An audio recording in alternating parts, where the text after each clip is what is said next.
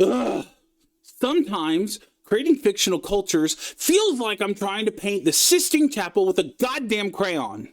It's messy, it's overwhelming, and frankly, it feels impossible to get right. But what if I told you that we could build rich, believable cultures without spending centuries doing it? And what if I told you that this was a simple, adaptable framework built off of anthropology, sociology, and a touch of that storytelling magic? And I could show you how to make worlds so real that your audience will wonder if they need a passport to go there. Now, this isn't a list of, cliched promises that us creators give you so that we can milk you for, algorithmic watch time. No, this is a systematic, time-saving method that I have developed to create cultures that feel alive while leaving you plenty of time and creative fuel for your characters and your plot. If you like this and you are in, welcome to Celestiarch. I am your archivist. Let's get it. So, first and foremost, we have to answer this question. What is a culture? This seems like obvious, right? It's like, well, the culture is, these things. It's rituals, it's rites, it's practices, it's the way that we live and the way that we view the world, and it's the values that we have. And in a sense, you're right, but it's this weird thing that universally humans have culture, yet cultures don't have any universality to them. Each culture does things in a very different way, and if you were to reduce those differences to try to make it, a universal statement of what cultures are, you would actually reduce the complexity of cultures to just the most mundane, boring definitions. Again, but that leaves us with this question of what the hell is a culture? Well, I've been reading Clifford Geertz's book, The Interpretation of Culture. Now, I'm not actually going to answer what culture is, because again, that's a really problematic thing to try to do. But instead, I'm going to give you a way that we're going to focus on thinking about cultures today to use this world building theorem that I've developed. So in the book, The Interpretation of Cultures, which, quick side note, I do highly recommend that you use or read. You use it and read it anyways, because it is a philosophy of cultural anthropology. It is going to lay out the kind of foundational ideas of cultural anthropology. It is a great book, highly recommended. I have been really excited reading it because I have tons of world building ideas that I am going to use to create videos for you free of charge so that you can build better worlds. And that's really, actually, I say free of charge, but the only price that I ask is that you make the best worlds possible, because I think the world needs more worlds. So in the book, Clifford Geertz quotes Max Weber, a famous sociologist, who famously said, "Man is an animal, suspended in webs of significance that he himself has spun." This is the idea that the perceptions that we have and the interactions that fundamentally build up the world around us are layers of meaning that we have constructed. Now, this is an idea that comes from semiotics, or semiology, which is the study of signs. And this originally was created by a man named Ferdinand de Saussure. And Saussure was a linguist, But you know who else was a linguist who was a great world builder? Tolkien. And I have done some research to see if Tolkien knew about semiotics.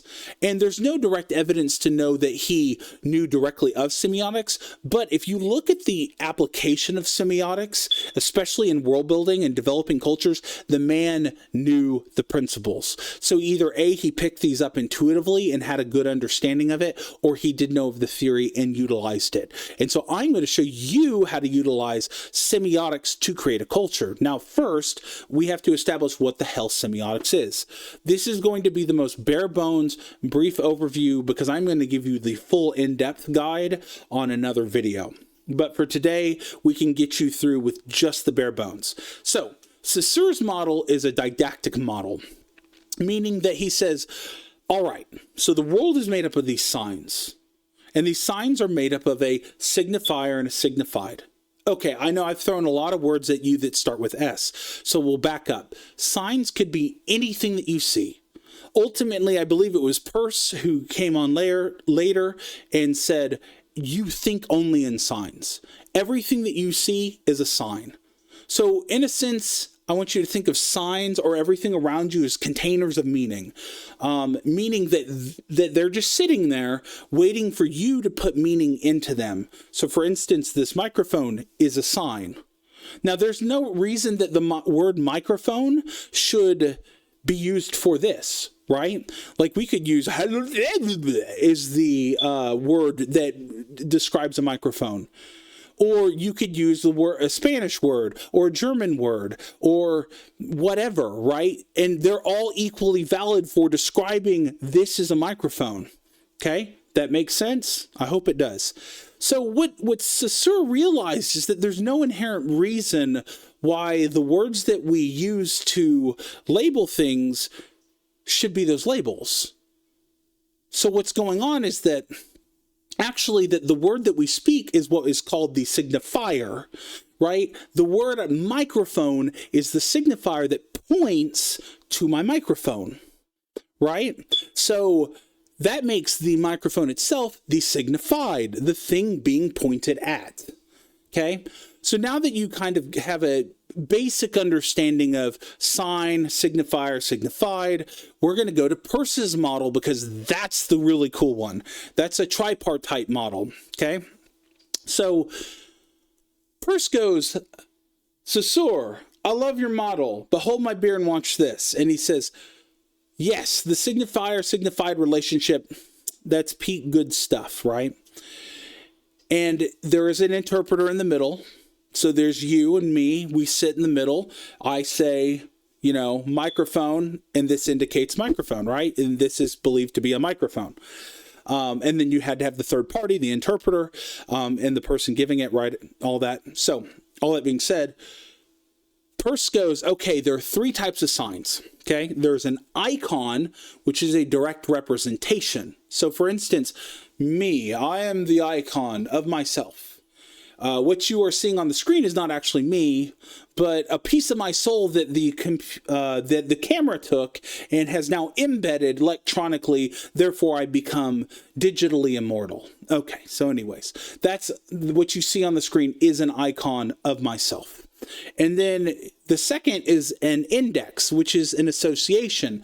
So for instance, smoke is an index for fire, right? Smoke indicates fire. Okay, simple enough. Now, the one that's really fun and what we're going to play with a lot today are symbols. These are fundamentally arbitrary. There is no reason that they should hold the meaning that they do. Meaning there's no inherent reason. For instance, an image of fire is an icon for fire. There is inherent reason to have the icon directly represent something, or the index to be associated with the thing that it's also referencing, right? But when it comes to symbols, well, this is all arbitrary. Well, then if they're arbitrary, well, why the hell do we have meaning in them? See, here's the fun part. It's social conventions. It's just all of us agreeing that this is a microphone. And then, in a sense, the meaning here is democratically elected because you and I and everyone else all agrees that this is a microphone. Okay, great. Now, that's simple enough. But the meaning here, too, becomes interesting because I might look at a microphone and I might think of a podcaster. You might think of a YouTuber. Another person might think of a streamer. And another person might think of a musician at a concert. We all know that the microphone either does one of two things, right? Like it either takes my voice and goes into a recording software, and in that recording software, it allows it for the video. I lost my train of thought, sorry. But for a musician, I speak into it and then it projects my voice. So it's like either projecting my voice or saving my voice elsewhere, right? So we all agree on this. Well, the cool thing with the symbols, right, is that cultures then are a system of symbols. And they're the interconnection of ideas and concepts that bring meaning. And it's like, we get to mess with those meanings. Anyway, sorry, I can get lost in the weeds. I love this stuff, but we need to go on for the sake of the video. So here's what we're going to do. Here's how we're going to build this theorem. We are going to look at Mass Effect as a case study. So most of us are gamers. I would think most of you guys who watch this channel are gamers. We love games. And old school Mass Effect was amazing. The cultures, the species, the characters were, they were all so good. Yet what I want to point out to you is that if we went to look at a Wikipedia article of any of the cultures, you would realize in about 30 minutes, you would know all that there is to know about the cultures. We could really kind of easily sum them up. And when we actually look at it, they're not actually complicated. They're not complex. Yet, we as gamers praise them to this day, and I'm not diminishing them by any means because they're actually really good. So what I'm saying is that Mass Effect uses the principle of what is called a monoculture. Now, they don't use it in a negative sense because for a long time, monocultures were used to reduce cultural complexity, to just go, yeah, XYZ group just believes in this, or they just do these things, right? It was a way to just be able to categorize people very simply. But Mass Effect actually doesn't do that. And there is a technique that they use to actually make it feel incredibly complex, but that's for a later video. So stick around. So that's where I should, I guess, say like, share, and subscribe. I think something like that. Anyways. So, but what we're going to focus on today is this monoculture. This technique. So simply put, the idea of a monoculture is that everything is homogeneous. It's the same. There's no difference. And this would be like all the cultural ideals, the practices, the customs are the same across the board, no matter the region, the city, the town, the village, all of it, right? But if you've ever lived in the world, you know that's not true. That I live in a city, or not a city, I live on the edge of a city, but I live in a little town that's near another town, and we're all mostly the same, except what's really cool is that town over there was created by people from Czechoslovakia. So there's a lot of Czech festivals there, which is really kind of cool. So they're different in the way, even though we're all the same, in a very, very general sense, and there's not much difference, but that one little thing makes them stand out from all the surrounding cities or towns or villages, okay? But we're not going to get to that yet. What we're going to do is we're going to work to just make a very simple, broad cultural system. And again, even though it's a monoculture, it will feel complex. Okay, so with that being said, we're going to step one. Okay. I heard the beep again. Just so you know, it is not my smoke alarm. My smoke alarm's like right here in the middle of the floor. The beeping is coming from over there. It's from the security system.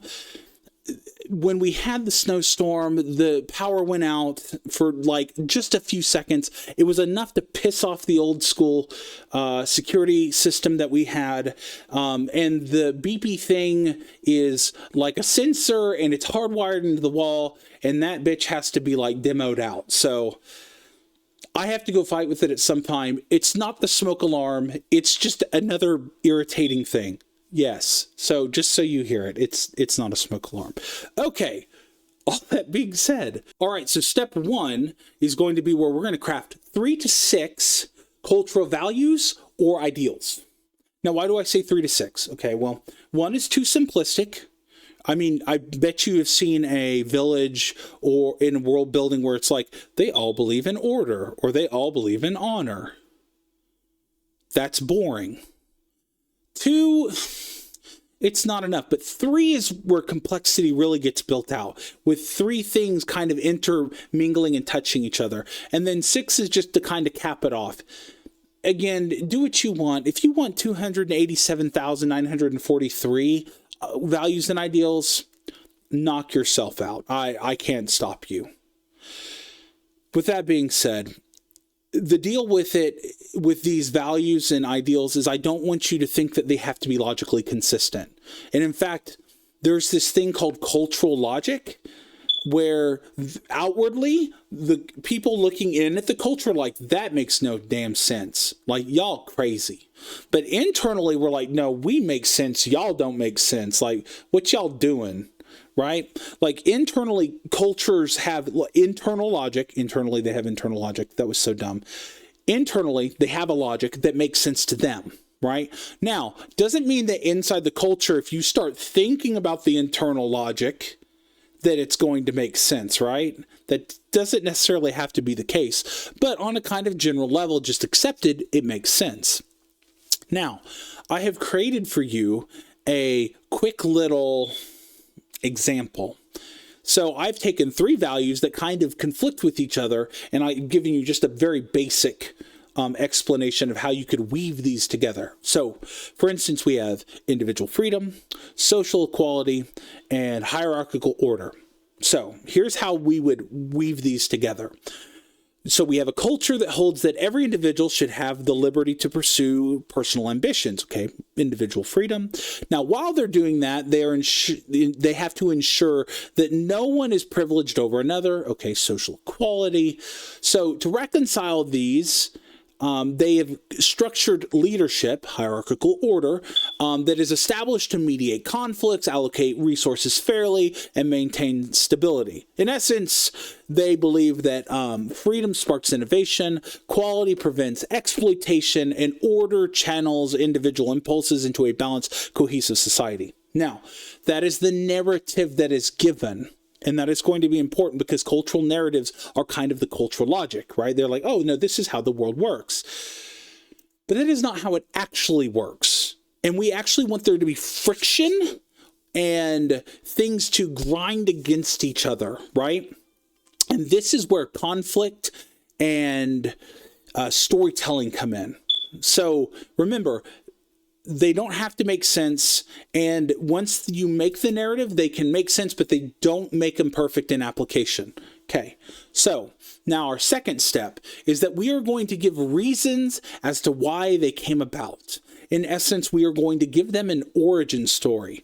Now, this does not have to go all the way back to the beginning of time. This could just go back to saying, hey, the previous culture that we used to be a part of believed in this, now we believe in this, right? So for instance, like very, very broadly, you have England was like a monarchy, so now you have America who breaks away and goes, well, we're not going to be a monarchy, we're going to be a democracy. We're going to be better with blackjack and hookers, right? So we want to give an origin. So on the screen now, you can see is this kind of loose collection of just ideas of where they could come from. So you see like survival or environmental, biological, historical, mythological, religious crises, all that. This is by no means comprehensive, right? You can choose where it comes from. So when you think of like, where do your values come from? Think of like the Arthurian legend. Like that is the perfect example of what we're trying to do here. Just give yourself reasons why the culture says, we value this now. So along the lines of history as a narrative, right? I'm going to give you an example, and it comes from the book Godliness and Greed, Shifting Christian Thought on Profit and Wealth by Skip Warden. It's a great book. It's very interesting to watch how cultural narratives develop over time. Now, I'm going to give you the barest, like, most general overview, okay? So with that being said, he kind of starts off in the medieval period, if I remember correctly, and the kind of consensus is that by the monastic tradition is that wealth is seen as morally suspicious. Where the hell did you get it? How did you get it? Were you doing the right thing, or were you exploiting people? Who knows? They just said, this is suspicious. So then you go kind of a couple centuries later, if I remember right, then you have the Reformational shift, right? Where the Protestants break away from the Catholics, the whole Martin Luther thing, and that was great. So the Protestants are like, hey, we don't want to do rites and rituals, and we're not going to, have a hierarchical priesthood and an organization that tells us how to live our lives. Great. And so they were doing good, and they're vibing out with God, and then suddenly they're like, oh, holy crap, we have a problem. And the leadership of the Protestant church is like, well, what problem do we have? Well, the problem is that the Catholics provided clear guidelines for salvation. Go to church, do the rites, say the rituals, go to confession, follow what they told you, you're saved. You know you're saved because you do the things. Great. Not so great for the Protestants, who were like, well, shit, we don't know how we're saved anymore. And so Martin Luther was like, oh, well, you know you're saved because you have these kind of transcendental mystical experiences that, you're connected to God. And it's this moment of deep beauty and understanding and interconnection and, all these other buzzwords that I'm kind of throwing about. So it basically is like salvation, you're saved through a feeling. Okay, that works for a little bit, but that kind of ruffles the feathers of another group of people, the Calvinists, and they're like, well, feelings are demonic, and I'm like, yes, and stupidity is also demonic in my opinion. I'm just saying. So anyway, so they go, no, not by feeling, but by evidence. Well, what kind of evidence could we have to show that we're saved, right? Because like faith is believing in what can't be seen or known. So how do we have evidence? And they went, I got you. They're like, we've already solved this problem. You see, the evidence is going to be the linking of prosperity as evidence of God's favor and blessing. So now greed becomes a virtue, because if you are wealthy, you're now favored of God. And if you're not wealthy, well, I guess God hates you because you're poor. Right. Now, again, this is an oversimplification, but you can see how the narrative of an idea will develop over time. And we're going to build out histories. Oh, shit. We're going to build out histories later. But for right now, I just want you to think of that in mind, because you can kind of touch on that and go, ooh, yeah, so it was like originally honor, but now it's like mercy, because honor kind of developed into this way and it was used to kind of abuse people. And now we're all for mercy or honor is now mercy. You could tweak it, right? We'll work on like layering out the narrative later, right? And again, all the same theorem, right? We're going to build a lot out of this. So, with that being said, we're going to go to step 3. Not 6, 3, sorry. Various. We're going to draw various connections between ideals or values and give reasons as to why they come about, or how two of them get interpreted together, right? So this is the interconnection. This is how we build that internal logic. So we have, like I said, so you could have something like honor and freedom. And then it could be interpreted as, to be an independent man, right? Like to be an independent self-made man is honorable. Or honor is something, honor is something that is strived for individuality, right? Like, so your ability to prove that you are independent, it becomes an honorable thing. I don't know. Here, that's something else anyways, right? So you're going to work to draw these connections together and to build out the cultural logic. So anyways, once you get that, now the fun begins. We're at step 4. Step 4 is where we're going to create entities that embody these values. Now, at the top, you can have entities that are simplistic. They only embody one value. And that's okay. Now, they don't have to, they can be a little multifaceted, right? They could, like, for instance, imperial authority for the Dominion, that core value for them in my world building is the imperial goddess. Now, she also embodies a great many other things, but when they think of imperial authority, they think of the imperial goddess. So in a sense, they're thinking of her as one-dimensional, but her as a being, as a character in my universe is multi-dimensional. That's okay, but they can be one-dimensional. If you want to have a god of order who just embodies order, that's fine. Because what we're going to do is we're going to create a web of these entities that are going to interact together, and the interaction between them will build complexity, right? Just Again, you can have something that's one directional without it being simplistic. So just make sure that you build a little bit of complexity in that one core value. So anyways, okay, that's a tangent aside. So the purpose of creating these entities is that they are going to serve as tangible or conceptual manifestations for your core cultural values. These are institutions, religions, philosophies, social structures, rituals, legends, legendary items, myths, art forms, or any other social context, social practice or context. Okay? So the goal of this is to take the abstract ideas. Oh, we're a culture of love. Well, what the hell do you mean by love? Give it a concrete entity that says, this is how love is. Or we're a culture of honor. Okay, well, are you Greek Spartan honor? Or are you Japanese samurai honor? Right? So we're going to take these abstract ideas and give them a concrete, tangible, this is what they mean when they say this value or this ideal. Okay, so here are some guidelines and considerations for this. Begin by selecting one of the core values. Okay, so your topmost layer, just one. Just do one. And these are kind of like, consider them to be the peak or the pinnacle of that ideal. So for instance, like if you think of Greek sculpture and the way that they sculpted the bodies, you can see what they thought the ideal for masculinity was, right? So when we are building out our entities, no, sorry, that's the wrong thought.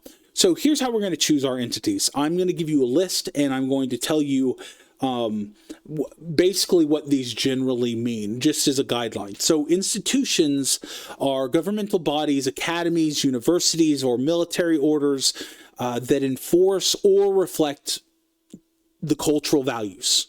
Okay, so then religious philosophy, or religions or philosophies are belief systems or doctrines that interpret the world through a lens of these values. So they're going to give a reason for these values to exist.